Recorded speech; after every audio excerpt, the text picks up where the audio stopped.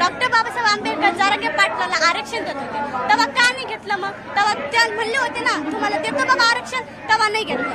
मग आता असं का की ओबीसीतून तुम्ही भाजल्याला टाकू ओढून घ्यायला लागले? कारण ते त्यांच्या लेकराचं पाठ आहे ना. मग आम्ही पण आमचे पण मम्मी पप्पा त्या लेकराचं पाठ असेल ना बाबा, त्यांचे पण स्वप्न आहे, त्यांना पण पुढे शिकायचं. यांना पण वाटतं आमचे पण लेकर आहे, आम्हाला पण शिकायचं. मला वाटतं बाबा यांनी असं करू नये. 1 वर्ष झालं ते तिथं आरक्षणाला बसले, त्याचे काय ते कीर्तन काय ते मृदुंग, अरे असं का आम्ही 1 वर्ष त्रास सहन केला.